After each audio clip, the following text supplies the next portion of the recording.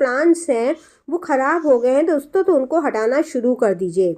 पालक, धनिया, मेथी, मूली जैसी बहुत सारी वेजिटेबल्स अभी भी ग्रो हो सकती हैं, तो जहाँ वो अभी तक ग्रो हो रही थी उस जगह से हटा कर के किसी और जगह पर ग्रो कर लीजिए।